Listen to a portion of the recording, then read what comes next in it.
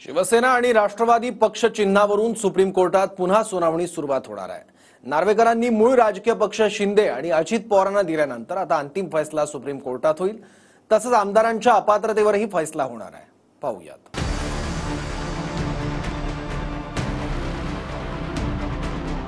शिवसेना कुणाची याचा अंतिम फैसला सुप्रीम कोर्टात होणार आहे। विधानसभेचे अध्यक्ष राहुल नार्वेकरांनी 10 जानेवारीला मूळ राजकीय पक्ष म्हणून शिंदे गटालाच मान्यता दिली। मात्र त्याच वेळी शिंदे आणि ठाकरे दोन्ही गटाच्या आमदारांना पात्र ठरवलं, अपात्र कुणीच नाही।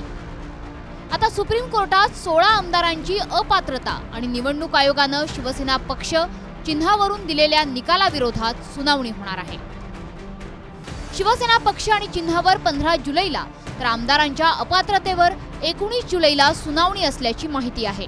तर राष्ट्रवादी पक्ष आणि चिन्हावरून 16 जुलैला सुनावणी असल्याचं कळतंय।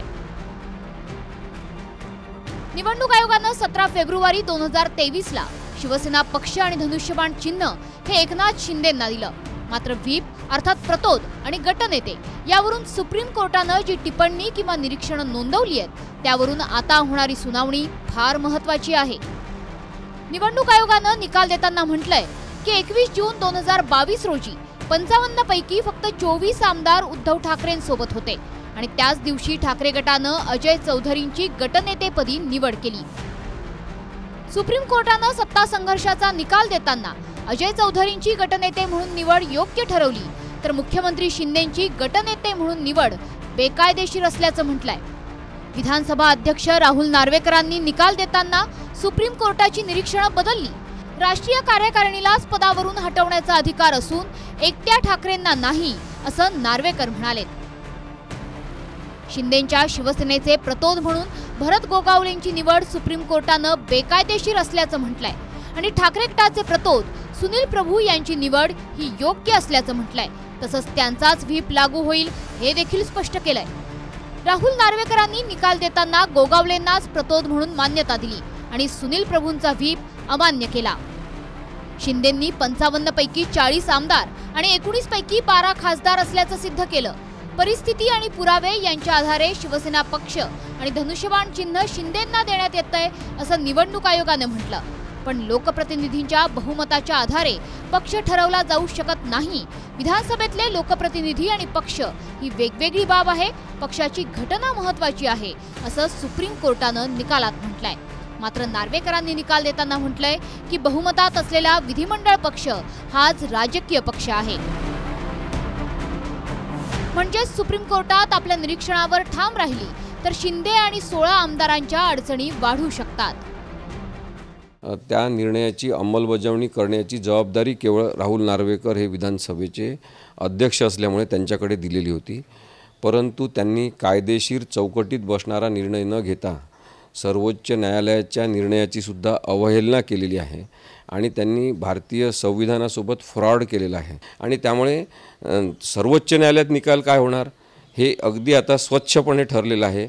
कायद्याच्या चौकटीत असणारा निर्णय जर द्यायचा असेल तर शिवसेना आणि त्याचं शिवसेनेचं धनुष्यबाण हे चिन्ह आणि पक्ष हे उद्धव ठाकरेंचाच आहे, हाच निर्णय कायद्याच्या चौकटीत झाला पाहिजे। वाट बघू 15 तारखेपर्यंत। आताच कशाला बोलायचं त्याची? 19 तारीख झाली, 15 ची 19 तारीख झाली। ठाकरे गटाचं म्हणणं आहे की सुप्रीम कोर्टाने प्रतोद म्हणून सुनील प्रभूंनाच मान्यता दिली आणि शिंदेंनी मुख्यमंत्री पदाची शपथ घेतल्यानंतर ज्यावेळी विधानसभेत संख्याबळ परीक्षण आणि राहुल नार्वेकरांची विधानसभा अध्यक्षपदाची निवड झाली त्यावेळी प्रभूंचा व्हीप शिंदेंच्या 40 आमदारांनी पाळला नाही आणि विरोधात मतदान केलं। ही बाब त्यावेळी विधानसभेचे कामकाज पाहणाऱ्या नरहरी झिरवळांनी अध्यक्षपदाच्या खुर्चीतून सांगितली। त्यामुळे प्रभूंच्याच व्हीपवर शिक्कामोर्तब झालं तर शिंदेंचे आमदार अपात्र होतात असं ठाकरे गटाचं म्हणणं आहे। विधानसभेतच हा रेकॉर्ड आहे, विधानसभेत व्हिडिओग्राफी आहे, विधानसभेत प्रोसिडिंग आहे, ज्याच्यामध्ये अतिशय स्पष्ट झालेलं आहे। उपाध्यक्षांनी वरून रुलिंग दिलेलं आहे की एवढ्या लोकांनी 40 लोकांनी हे पक्षाच्या विरोधात मतदान केलेलं आहे असं रुलिंग रेकॉर्डवरती आहे। हे झालं शिवसेनेचं, पण राष्ट्रवादी पक्ष आणि चिन्हावरूनही 19 जुलैला सुनावणी होणार आहे। निवडणूक आयोगाने विधिमंडळातील बहुमताच्या आधारावरच राष्ट्रवादी पक्ष आणि चिन्ह अजित पवारांना देत असल्याचा निकाल दिला। विधानसभेचे अध्यक्ष राहुल नार्वेकरांनीही 53 पैकी 41 आमदारांचा दादांना पाठिंबा असल्यानं मूळ राजकीय पक्ष म्हणून अजित पवार गटालाच मान्यता दिली।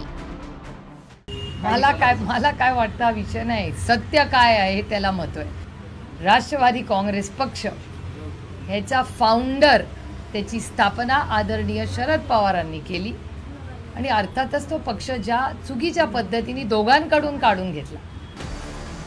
विधानसभेच्या निवडणुका 5 महिन्यांवर आल्यात, त्यामुळे निवडणुकीच्या आधी हा निकाल लागण्याची शक्यता आहे।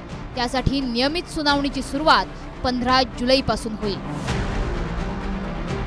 Bureau report, TV9 Marathi.